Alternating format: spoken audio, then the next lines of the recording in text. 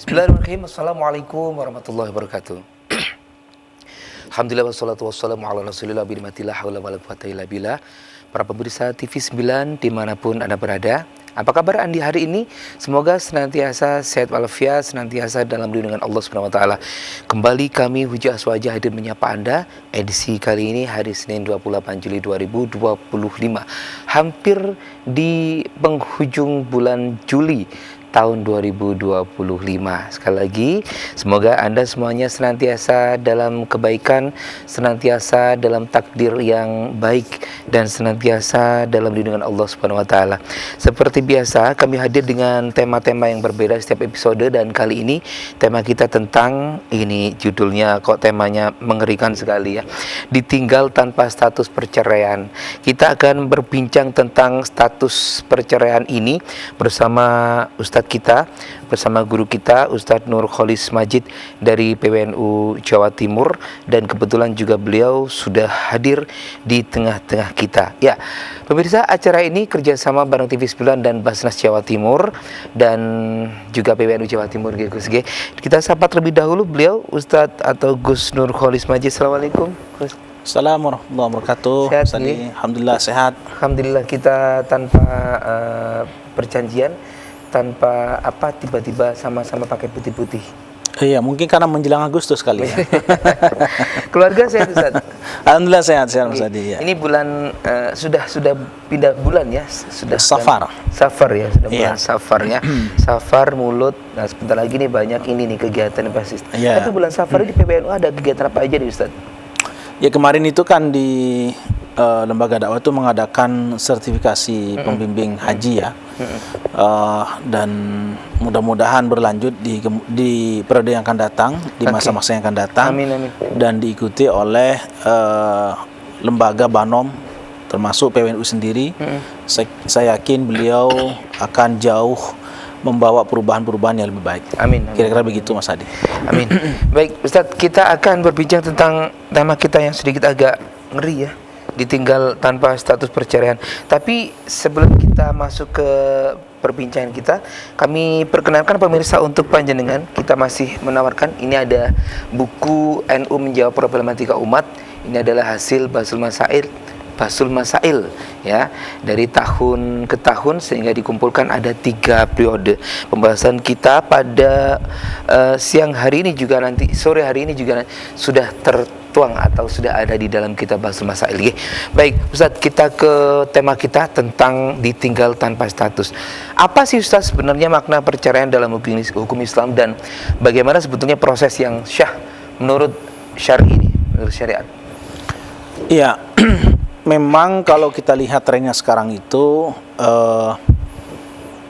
angka perceraian itu semakin mengerikan kalau kita lihat Mas Adi ya.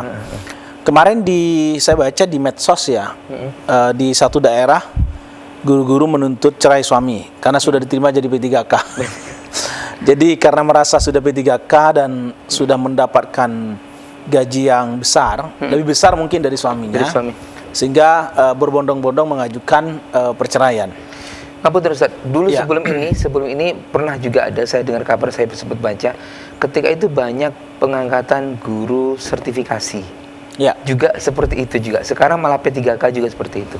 Ya, kita kemarin baca di medsos ya, di media-media mainstream yang detik.com lah, saya buka ini. Di satu daerah itu guru-guru sudah diterima jadi P3K. Sehingga kalau P3K kan berarti gajinya besar. Besar, apalagi tambah sertifikasi ya. Apalagi sertifikasi dan seterusnya. Tentu saja mungkin ya lebih tinggi dari suaminya. Sehingga itu yang menjadikan, apakah itu motif satu-satunya tidak tahu. Tetapi yang jelas setelah diterima jadi P3K, dia menuntut cerai suami. Ini kan fenomena yang menurut saya cukup menarik untuk dicermati. Apa makna di balik itu semua gitu kan. Nah, tentu saja Mas Adi, kalau kita bicara tentang perceraian, itu kalau kita kembali kepada hadis bahwa cerai itu boleh tapi Allah tidak suka, abghadul halal indallahi at-talaq, bahwa tolak itu sesuatu yang Allah tidak suka meskipun itu boleh gitu. Kenapa demikian? Karena dampak dari perceraian itu bukan hanya menyangkut kedua insan suami istri ini, tapi ini menyangkut keberlangsungan anak cucu. menyangkut keharmonisan hubungan kedua keluarga. Kita sering melihat ketika terjadi perceraian atau broken home ya, itu biasanya anak yang selalu jadi korban. Betul Ustaz. Korbannya itu ya kurang mendapatkan perhatian, anak tidak menjadi terurusi dengan baik, pendidikannya amburadul, sehingga terjebaklah mereka dalam pergaulan-pergaulan yang dalam tanda kutip bebas, menyeramkan gitu. Nah, itu akibat daripada perceraian. Atau kita sebut dengan broken home itu. Broken home. Jadi broken home ini meskipun itu boleh, Islam memberikan saluran-saluran yang baik untuk demi keberlangsungan kehidupan keluarga ini, tetapi Allah itu tidak suka kalau harus cerai. Makanya kemudian kalau kita lihat Mas Adi ya, sekarang di pengadilan-pengadilan agama itu mesti ada namanya hakim mediator. Maksudnya bagaimana itu Ustaz? Ada hakim ya, jadi sebelum masuk ke persidangan itu dimediasi dulu sebelum itu biasanya kerjasama dengan kampus-kampus biasanya ya. Jadi dosen-dosen yang punya kompetensi keilmuan di bidang fikih munakahat atau setidaknya hukum Islam lah ya, atau ahwalus syahsiyah kita menyebutnya, itu biasanya punya koneksi dengan PA. Tapi tentu ada sertifikasinya juga ini. Nah, mereka diharapkan dapat memecahkan atau paling tidak itu mengurangi intensitas pengajuan perceraian. Karena kalau sudah masuk ke pengadilan itu nanti satu prosesnya lama ya dan sebagainya. Kalau dimediasi kan barangkali dengan mediasi itu bisa rukun kembali. Bisa balik lagi gitu. Disinilah kemudian hakim mediator itu diharapkan untuk meminimalisir setidaknya itu, meminimalisir angka perceraian yang terjadi di pengadilan agama kabupaten kota itu. Kalau dari pengetahuan Ustaz tadi di wilayah Surabaya sampai selama 1 tahun ini sampai hari ini betapa banyak Ustaz? Berapa banyak kira-kira? Persis angkanya saya tidak tahu ya, tapi kita persentasinya. Ya, kita tahu bahwa itu mengalami tren peningkatan. Masya Allah. Ya, satu memang Surabaya ini kan kota besar ya. Yang kedua memang dari masa ke masa, dari hari ke hari itu kan tentu perceraian itu, ini kalau kita mau fair kan harusnya dihitung ya, yang menikah tahun ini berapa jumlahnya, yang bercerai berapa, nanti kita bandingkan kan begitu. Iya, betul. Tentu saja ini mungkin KUA yang tahu, atau mungkin pengadilan juga ya, karena ini kan tidak bisa data itu didapatkan oleh semua orang. Baik. Iya kan? Baik, Ustadz, rata-rata nih, saya yakin Ustadz sering sekali dijadikan bahan curhatan nih para pasangan-pasangan itu ya. Rata-rata Ustadz, mereka yang akan menempuh jalur hukum, maksudnya menuju ke perceraian itu, rata-rata permasalahan diawali dari apa Ustadz? Dari mana nih permasalahannya? Kalau kita lihat fenomena yang saya ketahui itu ya, angka yang paling tinggi, penyebab yang paling tinggi, faktor dominan itu adalah persoalan ekonomi. Itu persoalan ekonomi yang paling dominan itu Mas Adi. Kenapa kok persoalan ekonomi? Ya karena ini menyangkut soal kehidupan ya. Yang kedua itu masalah ya hubungan keharmonisan saja gitu. Baru yang ketiga itu masalah hiper ya, hiperseks itu maksud saya. Nah, tapi yang mendominasi adalah masalah ekonomi. Rata-rata itu. Baik. Nah, ya. Ustadz, kalau begitu ini ada satu pertanyaan, tapi kita jeda dulu ya Ustadz ya. Ya.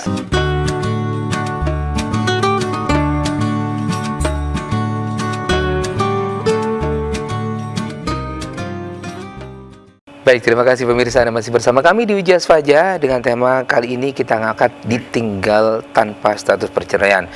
Tadi sudah dijelaskan sama Ustadz tentang makna perceraian dalam hukum Islam dan prosesnya yang sah menurut syariat juga seperti apa, sudah dijelaskan oleh Ustadz. Untuk Anda yang baru saja bergabung, saya ucapkan selamat sore. Anda juga nanti bisa berinteraktif dengan kami di layan telepon atau interaktif kita di 0882 3558 4857 atau yang tertera di layar kaca Anda nantinya. Baik Ustadz, kita ke materi kita ya. Pada materi kita yang paling urgent ini, ditinggal tanpa status perceraian. Sebetulnya bagaimana Ustadz Islam memandang jika seseorang suami itu meninggalkan istrinya begitu saja tanpa adanya ucapan talak dan ataupun tanpa komunikasi sama sekali Ustadz? Ya, fenomena ini juga cukup menarik belakangan ini karena banyak TKI kita yang bekerja di luar negeri itu meninggalkan istri dalam kurun waktu yang sangat lama. Ada juga yang melaporkan tidak tahu kejelasan statusnya dia, maksudnya itu kabarnya. Sudah nggak pernah telepon, ya nafkah juga nggak pernah dikirimi dan sebagainya. Oke. Maka kemudian saya mencermati fenomena ini dengan pendekatan fikih. Sebaiknya suami tidak meninggalkan istri terlalu lama, Mas Hadi. Ya karena istri itu juga punya hak untuk hidup bahagia dengan suami. Bukan hanya suami yang berhak untuk bahagia dengan istri, tapi juga istri juga punya hak untuk bahagia dengan suami. Dan salah satu indikator kebahagiaan rumah tangga itu adalah suami istri itu berada pada jarak yang tidak jauh. Arba'atu min sa'adatil mar'i, kan dalam hadis itu ada 4 kriteria, ada 4 indikator kebahagiaan seseorang itu. Salah satunya adalah an yakuna rizquhu fi baladi. Rizki dia itu berada tidak jauh dari tempat di mana mereka bertempat tinggal. Rata-rata kan TKI kita yang kerja kan rezeki toh, cari rezeki di Malaysia, di Saudi, di Korea dan sebagainya. Kan urusan rezeki ini kan. Lah, salah satu indikator kebahagiaan itu adalah ketika rezeki tidak terlalu jauh. Artinya apa? Bahwa suami istri selalu berada dalam satu rumah, tidak terlalu jauh gitu loh maksudnya. Nah, oleh karenanya maka suami sebaiknya juga membatasi dalam tanda kutip tidak berlama-lama meninggalkan istri. Oke lah, dia mungkin bekerja di Saudi Arabia, tapi hendaknya harus ngasih informasi setidaknya, atau paling tidak itu mungkin dijadwal 6 bulan sekali pulang, atau mungkin ya 3 bulan sekali pulang dan sebagainya. Saya kira kan sekarang ini perjalanan ke Saudi misalnya Mas Hadi ya, ketika kita banyak di Saudi itu nggak terlalu lama kok. Artinya itu biasa, orang PP sebulan sekali itu udah biasa. Jadi hendaknya tidak terlalu lama, atau kalau hendak ya keluarganya dibawa begitu. Karena potensi terjadinya disharmoni itu juga salah satunya terlalu jauh, berada pada jarak yang sangat jauh. Dulu Mas Adi masih ingat ya kasus hakim, salah satu hakim itu yang kemudian istrinya selingkuh, itu kan berada pada jarak yang sangat jauh dengan suami. Oke. Ya, suaminya kalau tidak salah di mana itu ya, pokoknya di luar pulau waktu itu. Istrinya itu di Jawa Timur. Ya, kalau tidak salah Jawa Timur itu. Nah, kasus itu mencerminkan betapa orang yang hidup yang sangat jauh ini, berada pada jarak yang sangat jauh ini punya potensi besar terjadinya disharmoni tadi, atau bahkan mungkin broken home tadi itu. Nah, dalam perspektif fikih, orang yang ditinggal oleh suami tanpa kabar itu, Mas Hadi, itu diberikan batas waktu yang kalau menurut fikih itu bermacam-macam. Ada yang 4 tahun. 4 tahun baru ini baru ada status kejelasan. Baru ada status itu pun harus melalui hakim pengadilan agama. Jadi diajukan cerai dulu ke hakim pengadilan agama. Nanti biar hakim akan memutus.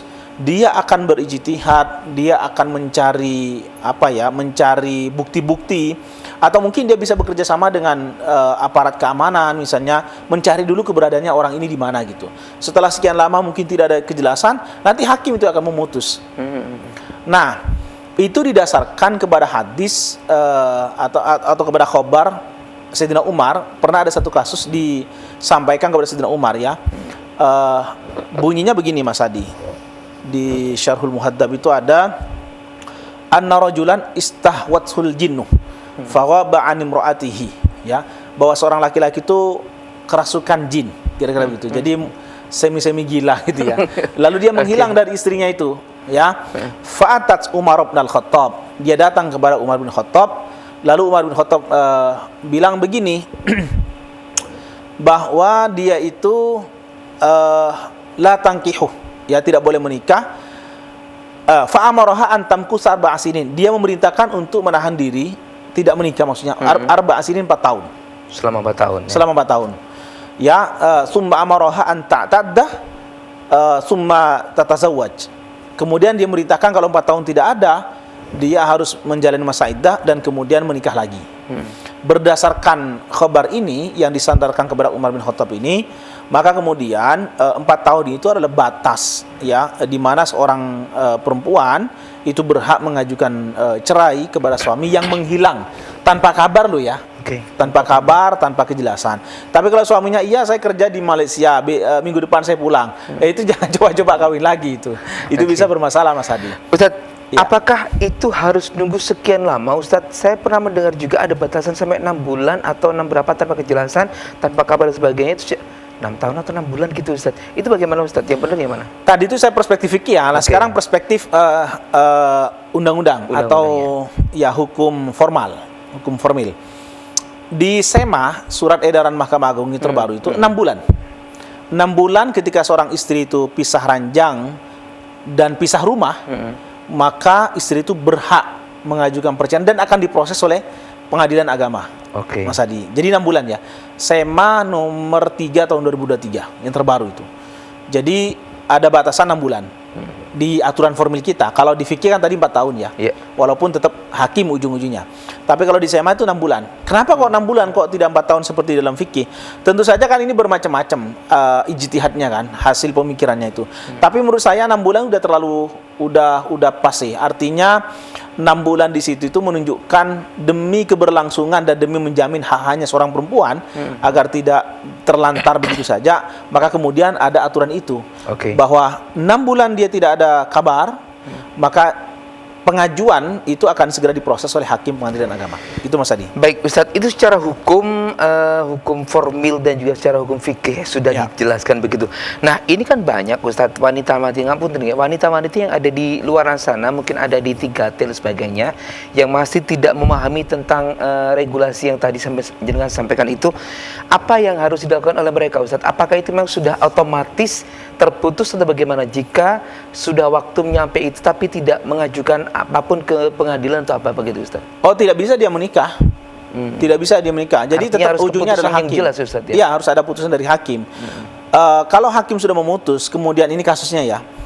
Kasus di salah satu daerah di Jawa Timur. Ada seorang perempuan ditinggal oleh suaminya ke luar negeri kerja gitu.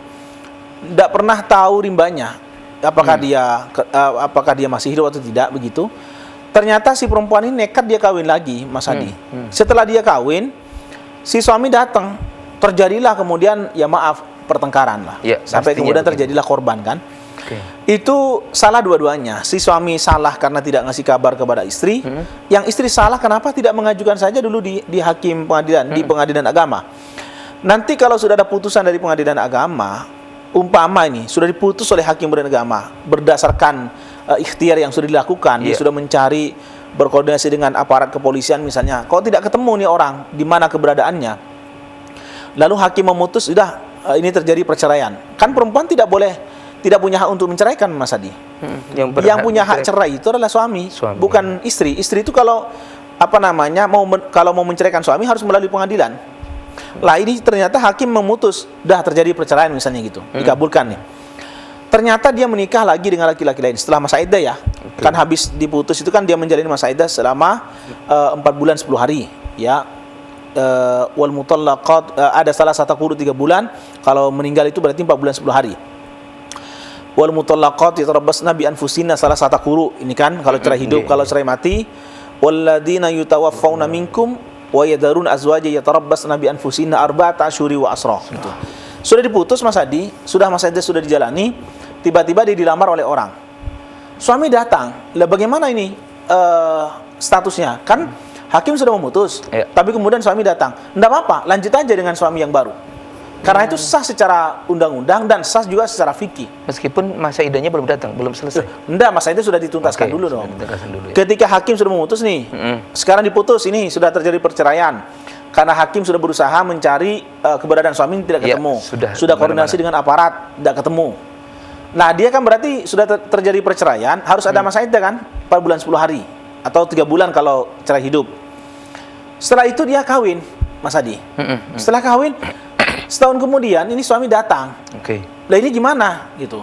Enggak apa-apa. Maksudnya enggak apa-apa itu lanjut aja dengan suami yang baru. Dengan suami yang baru. Iya, karena dengan suami yang lama sudah diputus oleh hakim sudah terjadi perceraian gitu.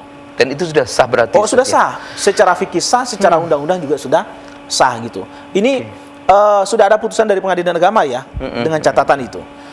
Nah, sehingga kita mengenal ada namanya mati hakiki, ada mati majazi ya. Mati hakiki itu artinya memang orangnya mati. Ada mati majazi atau mati ghaib atau orang ghaib gitu ya. Atau mafqud dalam bahasa fikih itu orang yang menghilang, tidak tahu rimbanya di mana. itu namanya itu nanti akan diajukan ke pengadilan, nanti akan diputus oleh pengadilan. Begitu. Baik, setelah diputus pengadilan, nanti baru akan ketahuan bagaimana hasilnya, begitu Ustadz? Ya. Ustadz atau Gus Nur Kholis Majid dari PWNU Jawa Timur, beliau ini adalah salah satu lora di Madura. Nyebutnya lora ya. Oke, terima kasih juga beberapa teman-teman ataupun para gus-gus di Jalur Ansor PWNU Jawa Timur juga lagi memantau kita nih, Ustadz. Ya. Oke, baik Ustadz, sudah ada pertanyaan di line interaktif kita. Panjenengan pemirsa bisa ikut berinteraksi bersama kita. Line interaktif kita atau chat Anda bisa Anda kirimkan di 08823558 4857. Sekali lagi di 08823558 4857. Ustadz, sudah ada yang masuk lewat jalur line pertanyaan. Ini dari hamba Allah ya. Assalamualaikum Ustadz. Assalamualaikum. Kami menikah tapi tidak terdaftar secara negara. Suatu hari dia meninggalkan saya tanpa pertengkaran apapun, tidak memberikan nafkah lahir batin, dan juga dan diketahui dia itu menikah lagi. Lantas apa yang harus saya lakukan? Apakah pernikahan seperti ini sudah termasuk dalam perceraian? Nah, ini pertanyaan pertama Ustaz. Disambung dulu atau langsung dijawab? Saya kira satu-satu aja dulu. Oke, ya, satu-satu biar biar fokus saya jawabnya. Biar fokus saja. Oke, monggo Ustaz. Pertama begini, bahwa nikah siri itu kalau dalam fikih saya ya kita tahu boleh, tapi tidak dianjurkan gitu. Kira-kira begitu. Kenapa saya bilang tidak dianjurkan? Karena itu nanti dampaknya besar. Kasus yang Mas Adi tadi sebutkan itu adalah gambaran betapa pernikahan siri itu tetapi lebih banyak mengandung sisi mudaratnya.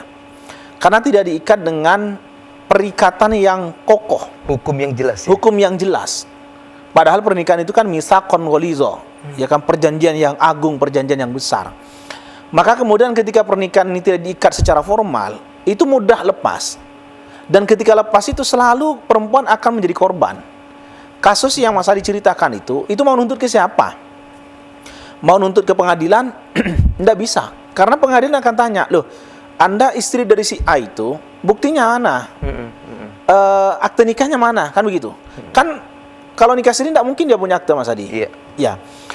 Nah, hakim akan tanya, loh, Anda tidak bisa menunjukkan akte, Anda mengaku istri gimana? Tidak bisa. Tapi sisi lain, dia ditelantarkan. Ditelantarkan itu artinya suami menghilang begitu saja, tidak dicerai, tapi juga nggak dikumpuli dalam tanda kutip. Oke. Nggak dikasih nafkah lahir juga gitu. Kan ini repot bagi perempuan. Istilahnya apa? Yang gantung ya? Apa? Menggantung namanya. Menggantung. Ya, menggantung. Lah, menggantung itu kan tidak enak. Mau melangkah ke depan terikat dengan ini, tapi yang ditunggu ini tidak datang-datang. Kan gitu Mas Adi ya? Betul, betul. Maka di aturan hukum positif kita, pernikahan yang tidak dicatatkan di KUA itu tidak memiliki kekuatan hukum. Tidak memiliki kekuatan hukum itu artinya apa? Bahwa tidak bisa nanti ketika terjadi hak-hak perempuan itu diabaikan, maka perempuan ini tidak bisa menuntut haknya karena tidak memiliki kekuatan hukum. Itu. Makanya saya bilang tadi itu pernikahan siri ini meskipun boleh dalam fikih, tapi saya tidak menganjurkan itu.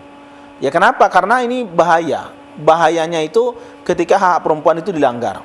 Oke. Ya, Betul, tidak, betul. dia akan bingung menuntut kepada siapa. Nah, ini Ya. ini harus benar-benar apa ya Ustadz ya? Kalau melangkah itu memang benar-benar harus dengan ilmu juga, tidak boleh dengan ujuk-ujuk, apalagi hanya dengan kepercayaan, apalagi dengan hitung-hitungan dan sebagainya ya Ustadz ya. Betul. Tapi yang jelas harus ada sisi dari segi pembuktiannya tadi Ustadz ya.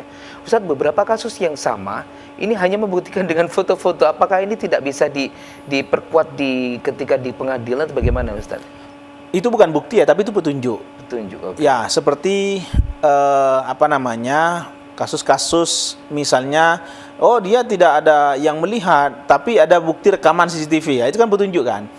Lah, petunjuk itulah nanti dia bisa ajukan di isbat nikah namanya Mas Adi. Jadi orang kalau sudah terlanjur nikah siri, ingin mendapatkan akte nikah, maka dia harus ajukan isbat nikah di pengadilan. Dan itu pun tanggalnya nggak bisa mundur. Maksudnya gini, Mas Adi nikah siri nih kemarin 2024, ngajukannya sekarang di pengadilan, misalnya ini, maka tanggal itu tetap sekarang, tidak bisa mundur ke 2024. Ya, gitu. Jadi tidak bisa Terhitungnya yang sekarang. ya terhitungnya sekarang gitu. Tapi bagi saya itu menjadi solusi permohonan isbat itu agar memastikan perempuan itu mendapatkan hak-haknya ketika dia dianiaya atau dilanggar lah gitu ya. Baik. Nah itu Mas Adi ya. Kemudian yang ingin saya sampaikan bahwa pernikahan sirri itu sebaiknya tidak dilakukan karena Islam itu mengajarkan harus ada pencatatan. Coba sekarang saya pakai logika analogi saja. Hutang piutang aja. Ya, Itu di Quran itu diperintahkan faktubuh ya. Idza tadayantum bidainin ila ajalim musamman faktubuh. ditulis ya. Tulislah. Ini hutang piutang loh ya. Apalagi ini pernikahan yang jauh lebih tinggi daripada sekedar hutang piutang. Menurut saya harusnya dicatatkan gitu agar tidak terjadi penelantaran bahasa saya. Penelantaran itu ya pembiaran, istri nggak dikasih nafkah, maju nggak bisa, mundur juga nggak bisa gitu kan. Seperti yang kasus Mas Adi tadi sampaikan itu. Oke, kasihan kalau begitu nih. Semoga orang tua banyak yang lagi nonton sehingga ketika memutuskan untuk putrinya atau putranya tercinta menempuh jalur yang tadi yang disebutkan oleh Ustadz, dipikir-pikir lagi lah ya Ustadz ya. Baik Ustadz, ini terus bagaimana dengan harta peninggalan atau warisannya yang ketika tadi ada kasus-kasus yang pertama saya sampaikan tadi Ustadz, tanpa adanya status yang jelas dan juga tanpa adanya berita yang jelas, akhirnya bagaimana nih tentang peninggalannya atau warisnya nih Ustadz? Termasuk itu juga kalau dalam kajian fikih waris itu namanya al-mafqud, orang yang hilang. Orang hilang itu nanti gimana cara membagi warisnya? Tadi itu harus ada ujungnya ya, harus ada ketetapan pengadilan. Ujungnya itu. Tapi kalau kita bicara fikihnya macam-macam. Ada yang bilang 4 tahun seperti tadi, ada yang bilang lihat dulu orang yang sejawat dengan dia itu masih hidup atau tidak. Kalau orang yang sejawat dengan dia tidak ada, berarti dihukumi mati. Ini fikihnya kan? Ya. Tapi terlepas dari itu semua menurut saya tetap ajukan di pengadilan. Biar hakim nanti yang memutus. Memutus dia itu bahwa dia telah tidak ada. Tidak adanya bisa karena meninggal atau bisa karena apa? Allahu a'lam. Tapi setelah ada putusan dari hakim pengadilan agama, maka terjadilah pembagian harta waris tadi itu. Umpama setelah dibagi nanti kembali dia hadir, ya seperti kasus yang pertama tadi itu tidak masalah. Karena ini sudah ada putusan dari pengadilan, tetap sah ini. Gitu. Baik. Oke Ustadz, kita ke pertanyaan dari para neder yang sudah ikut menyampaikan pertanyaan melalui jalur lancet Wawa kita Ustadz. Ya. Assalamualaikum Ustadz. Semisal seorang istri ditinggal suami tanpa kejelasan, kemudian ada yang meminang, apakah si istri ini boleh mempertimbangkan pinangan tersebut atau harus langsung ditolak? Tadi kayaknya masuk di pertanyaan beberapa tadi waktu saya lalu. Saya kira sudah masuk jawaban saya tadi yang pertama. Tetap ajukan di pengadilan agama sehingga dia mendapatkan kejelasan. Ya, artinya tidak disalahkan. Seperti yang kasus yang saya bilang tadi Mas Adi, sampai terjadi pertengkaran dan memakan korban itu kan, itu salahnya karena istri langsung mengiyakan menikah gitu, tidak mengajukan dulu di pengadilan.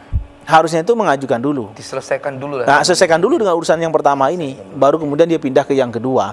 Kalau ini tidak, ini bisa jadi ini menjadi celah bagi suami. Sekalipun suami itu kadang-kadang sudah tidak lagi cinta, tapi itu demi kehormatan. Kadang-kadang itu dianggap merebut istri orang.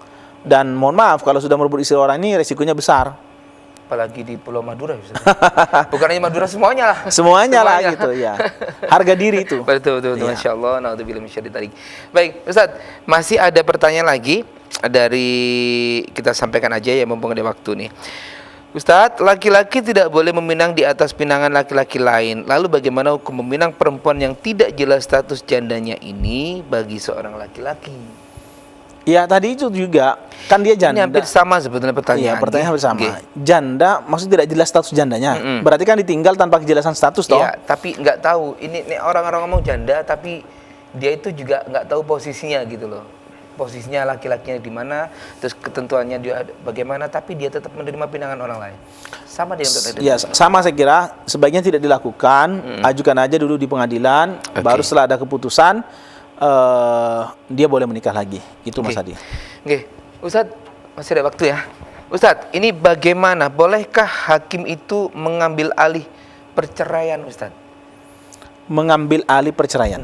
Ya. mungkin penentuan perceraian. Tapi di bareng tema kita yang terbaru, yakni ditinggal tanpa status perceraian, bersama Ustadz kita, Ustadz Nurkholis Majid, yang masih terus setia untuk menemani kita di sore hari ini. Semoga Anda sekalian yang saat ini baru saja memantau dapat mengikuti atau dapat kembali melihat siaran ulang kami di channel YouTube kita, ya. Jadi jangan khawatir, untuk Anda sekarang lagi di jalan, konsentrasi di jalan, tetap fokus agar nanti bisa selamat sampai di rumah dan bisa menyaksikan kita kembali di channel YouTube kita. Ustadz, tadi ada beberapa pertanyaan yang sudah masuk, Ustadz. Pertanyaan ini Masya Allah tentang perceraian tuh hampir 100 pertanyaan yang sudah masuk di jarulan kita, nggih. Semoga ini pertanyaan tidak menggambarkan betapa banyaknya kasus-kasus perceraian. Cuman hanya tanya-tanya saja begitu ya, Ustadz ya. Ustadz, salah satunya ada yang baru masuk ini dari Mas Anton ya, dari Bapak Anton. Sebetulnya pertanyaan sama dengan pertanyaan-pertanyaan sebelumnya yang diajukan oleh kami, yang dari teman-teman lain. Pertanyaan begini, Ustadz. Apakah nikah siri ketika ada istri ditinggal suami, terus dia menikah lagi dengan orang lain tanpa ada talak sebelumnya? Nikahnya bisa dianggap sah atau tidak? Tidak, karena kan tidak ada pernyataan talak dari suami yang pertama yang meninggalkan tadi itu. Meskipun itu nikah siri ya, Ustaz? Meskipun itu nikah siri, kan? Jadi justru kalau nikah siri itu malah tambah ribet menurut saya. Karena ribetnya begini, dia satu sisi ditelantarkan oleh suami yang pertama, di sisi lain mau nikah lagi dengan suami yang kedua, nggak bisa terikat dengan suami yang pertama. Mau mengajukan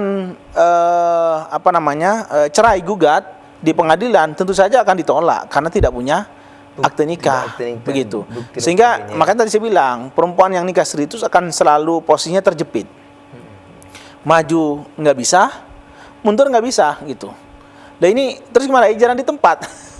Kasian, itu Mas Adi. Nah, itulah saya kemudian tidak merekomendasi pernikahan siri ini karena dampaknya sangat besar dan selalu yang menjadi korban adalah perempuan. Nah, itulah. Itu Mas Adi. Kadang-kadang kita itu bisa. Ya, ini kalau masalah pernikahan Mas Adi, bagaimana? Di buku ini hasil Basul Masail ini itu sudah sangat lengkap. Di jilid 2 ya. Di jilid 2 ini sudah ada semua pertanyaan-pertanyaan yang berkaitan dengan pernikahan mulai dari A sampai Z, Mas Adi. Seperti yang Mas Adi sampaikan tadi itu, bagaimana kemudian kalau nikah siri ditinggal, apakah harus menunggu pernyataan talak dari suami yang nikah siri dan sebagainya, itu sudah dijawab di dalam buku ini, Mas Adi. Oke deh, baik. Ya. Nah, Ustadz, ini tadi pertanyaan dari Pak Anton, semoga berkenan dengan jawaban Ustadz ya. Dan kalaupun misalkan Anda masih ingin mendalami pertanyaan Anda, bisa langsung dijawab di buku ini, gitu ya Ustadz ya. Ya, betul. Nah Ustadz, tadi ada yang pertanyaan saya ketika kita belum masuki jeda iklan pariwara, ini bagaimana sih sebetulnya? Apakah bolehkah hakim itu mengambil alih perceraian dalam penentuan perceraian itu, Ustadz? Bukan boleh, memang harus untuk perempuan ya. Karena perempuan itu yang bisa menjatuhkan cerai itu hanya melalui pengadilan. Pengadilan itu ya, bukan pribadi. Kalau laki-laki kapan aja bisa, Mas Hadi. Sekalipun tetap harus dicatatkan di pengadilan. Artinya kan begini ya, kalau laki-laki yang mencerai istri itu kan namanya cerai talak. Kalau perempuan yang mengajukan ke pengadilan namanya cerai gugat. Gitu. Jadi dia menggugat istrinya, menggugat suaminya ke pengadilan, Mas Hadi. Apakah hakim itu punya hak untuk membatalkan perkawinan itu oleh hakim? Bisa, bukan bisa, bahkan dalam kondisi tertentu itu harus. Karena ada banyak kemaslahatan ketika harus bercerai gitu. Misalnya, suami, mohon maaf, impoten, sudah tidak lagi bisa menafkahi batin kepada istri. Ya, tentu suami akan menilai di sini sejauh mana kemaslahatan yang akan dicapai ketika terjadi perceraian. Ataukah dia harus bertahan dalam suasana yang seperti itu, kan mudarat juga bagi perempuan, dia nggak diapa-apain juga kan, gitu. Maka di sini hakim punya hak, bukan punya hak, tapi dia harus memutuskan, mengambil keputusan dibatalkan atau dikabulkan permohonannya itu. Oke, baik. Itu Mas Adi. Nah, Ustadz, gini nih, ada satu kasus nih, jika laki-laki meninggalkan istri tanpa status perceraian, apakah dari pihak orang tua si suami ini wajib untuk mengganti nafkah dan sebagainya, Ustaz? Ketika ditinggal suami Nah, jika maksudnya orang tuanya si suami ya. Jadi laki-laki ini meninggalkan si istri ya, kasus perceraian ini, terus apakah dari pihak orang tua si suami ini wajib untuk memberikan nafkah dan sebagainya kepada istrinya, Ustaz? Iya, kan suami itu punya kewajiban menafkahi istri kan. Bahasa Jawa sandang pangan papan. Ada satu lagi paketan, Mas Adi. Sandang pangan. Jadi kalau nggak ada paketan ini sekarang muring-muring nih. Jadi sandang paket terus paket. Iya. Jadi suami udah punya kewajiban. Kalau kita bicara aturan fikihnya kan makannya kurang lebih sekitar 7 on sekali 3 kalau ukuran orang makan sehari 3 kali misalnya gitu. Kemudian pakaian, kemudian tempat tinggal yang layak, terlepas dia mau ngontrak atau mau beli sendiri. Tapi harus menyediakan tempat tinggal dan seterusnya. Itu kan kebutuhan dasar suami, kebutuhan dasar si istri yang wajib dipenuhi oleh suami.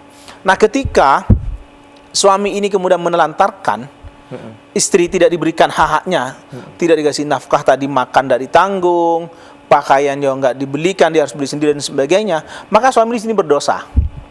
Dan dosanya suami ini tidak boleh dilimpahkan kepada keluarganya. Ya dia berdosa. Persoalan keluarganya kemudian mau mengganti tentu saja lebih bagus, Pak Mas Adi ya. Jadi misalnya orang tua suami ini, ya sudah saya yang memberikan nafkah, membantu. Nafkah lahir ya, bukan nafkah batin ini. Kalau nafkah batin berarti suami mertua kumpuli mantu kan tidak boleh gitu. Nah, si mertua tadi itu ngasih ya uang, berapa tahun dia tidak dikasih nafkah misalnya, diganti, ya tentu saja itu lebih bagus. Tapi bukan berarti itu adalah menggugurkan kewajiban suami. Suami punya kewajiban untuk memberikan nafkah kepada si istri tadi itu. Istri. Nah, seperti itu. Mungkin banyak yang terjadi seperti apa yang kita pertanyakan kepada Ustadz. Semoga permasalahan-permasalahan Anda nih yang sekarang ini Anda rasakan ketika pertanyaan yang saya sampaikan sesuai dengan apa yang Anda alami ya, ini merupakan satu hal yang benar-benar tidak disengaja ya Ustadz ya, karena memang banyak pertanyaan-pertanyaan yang disampaikan dengan cara seperti itu dan dengan tema dan dengan alur ceritanya seperti itu Ustadz ya. Itu artinya banyak sekali apa ya Ustadz, kejadian-kejadian perceraian dengan berbagai macam hal, berbagai macam kasus dan sebagainya. Ustadz, kalau boleh disimpulkan ya Ustadz tentang perbincangan ini, itu sebetulnya didasarkan pada apa? Ini awalnya kan dua-duanya kan saling cinta Ustaz, saling ini. Nah, kok bisa ada nah itu loh Ustaz, maksud saya itu bagaimana ini? Pertama, cinta itu kan ketika berada pada jarak yang sangat jauh. Ketika sudah kumpul itu kan lagi bukan cinta Mas Adi, lebih dominan kepada ar-rahmanya, bukan lagi al-mawaddahnya gitu. Maka menikah itu kalau kemudian hanya karena persoalan kecantikan itu bisa berubah Mas Adi. Menikah karena kekayaan itu bisa lenyap. Tapi orang menikah karena Allah, disitulah kemudian Allah akan memberikan banyak keberkahan. Man nakaha lillah wa ankaha lillah fahuwa fi zimmatillah. Orang yang menikah karena Allah, menikahkan putra-putrinya juga karena Allah, maka dia akan selalu dalam lindungan Allah. Oleh karenanya niat di dalam hati kita ini harus ditata Mas Adi, bahwa kita menikah ini karena Allah. Apapun yang terjadi kepada pasangan kita ya harus diterima apa adanya. Dan yang kedua Mas Adi, lebih kepada karakter ya, karakter ini. Nah, karakter itu bisa dibentuk dari kebiasaan. Trennya sekarang orang kalau sudah merasa Mas Adi, orang sekarang itu cerai itu sesuatu yang dianggap biasa. Kalau ini sudah dianggap biasa, maka nanti perceraian itu sudah dianggap ya sudah biasalah kita bercerai, padahal itu Allah tidak suka dengan perceraian itu. Nah, jadi karakter inilah yang menurut saya harus dibangun, bahwa perceraian itu bukan sesuatu yang solutif, bukan memberikan jalan keluar yang bagus, tapi itu adalah jalan di mana kemudaratan akan terjadi di sana sini. Tentu saja ada banyak alasan ya, tapi kalau mungkin karena tadi impoten, si suami tidak bisa ngasih nafkah batin, ya tentu saja memang harus bercerai gitu. Jadi ini soal tren ini menurut saya harus diubah dengan paradigma. Ya, paradigma kita, masyarakat kita harus dibentuk bahwa perceraian itu bukan sesuatu yang baik gitulah. Dan masyarakat jangan menganggap perceraian itu sesuatu yang lumrah biasa. Nggak, sama dengan orang yang hamil di luar nikah itu kan di kalangan tertentu itu kan ini biasa kan. Lah itulah Ustaz. Nah kayak gitu tuh kok ya ini udah karakter, udah membudaya. Apa ya? Dianggap sesuatu yang lumrah gitu. Orang Surabaya hamil duluan biasa lah, kota besar gitu. Lah itu nggak boleh, itu dianggap biasa, itu nggak boleh, bahwa ini adalah aib gitu. Jadi harus betul-betul diprotek kalau kita punya anak itu. Ya walaupun diprotektif kayak pun, kalau yang namanya maling kadang-kadang lebih pintar dari gitu, dari kitanya Mas Adi. Jadi harus dipantau terus gitu. Dan yang tidak kalah pentingnya Mas Adi, pendidikan pranikah itu yang pernah saya wacanakan di TV 9 ini juga, itu menurut saya menjadi solusi yang jitu untuk mengurangi angka perceraian tadi itu. Dalam pendidikan pra-pernikahan itu isinya apa aja kalau bisa Ustaz? Ya, isinya itu tidak hanya menyangkut soal hukum, ya, fikih nikah ya, tapi juga menyangkut tentang psikologi. Berarti semuanya akan disampaikan di situ. Hukum. Saya berharap pendidikan pranikah ini menjadi pedoman yang berlaku secara nasional. Apa tujuannya? Agar kemudian calon-calon pengantin ini memahami hak dan kewajibannya. Bahkan bukan hanya itu, tapi bagaimana kemudian masing-masing punya kemampuan untuk membahagiakan pasangannya. Karena banyak pasangan-pasangan muda yang menikah itu, Anda sebagai suami apa kewajibannya? Nggak tahu saya Pak, yang penting kawin aja lah, disuruh orang tua. Dia kan nggak bisa begitu. Dia harus tahu dong. Psikologi Mas Adi, bahwa psikologi perempuan, suami harus tahu. Perempuan kalau lagi menstruasi itu cenderung emosional. Itu harus tahu. Ya, nggak stabil. Itu harus tahu suami. Jangan kemudian karena istri lagi dia muring-muring, dianggap ini tidak patuh sama suami dan sebagainya. Enggak juga. Karena ini berkaitan dengan soal psikologi. Berkaitan dengan soal wirausaha, pelatihan tentang wirausaha. Jangan sampai calon pengantin ini nikah hanya bonek, nggak punya pegangan pekerjaan yang nggak punya skill gitu maksud saya. Kalau nggak punya pekerjaan, yang penting dia punya skill dan kemauan, itu masih mending, masih bisa dibina gitu ya. Dan seterusnya. Ini yang saya bilang, pendidikan pranikah ini saya berharap betul menjadi sesuatu yang diberlakukan secara nasional. Betul. Gitu. Tentu saja nggak cukup hanya waktu 1 jam, 2 jam Mas Adi. Ya. Seperti yang selama ini terjadi itu, kalau mau nikah kan kita selalu hadir tuh di kantor-kantor KUA kan, ditanya, Mas kewajiban Anda ini, kewajiban Anda sebagai istri ini gitu kan. Enggak cukup hanya itu, tapi lebih kepada ada pembelajaran lebih. Ada pembelajaran yang lebih gitu. Ya. Baik Ustadz, terima kasih Matur Manun. Banyak sekali yang bisa kita dapatkan, terutama dari gambaran pertanyaan-pertanyaan yang disampaikan oleh teman-teman netizen, teman-teman lewat jalur bawah dan sebagainya. Semoga apa yang disampaikan oleh Ustadz benar-benar berdampak untuk kedamaian semuanya. Baik istri, suami, atau yang mungkin adalah yang lagi proses seperti itu.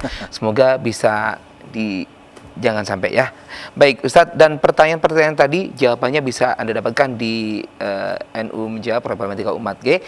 Terima kasih untuk kebersamaan panjenengan Matur Manun Ustadz. Terima kasih pemirsa semuanya. Mohon maaf apabila kekurangan.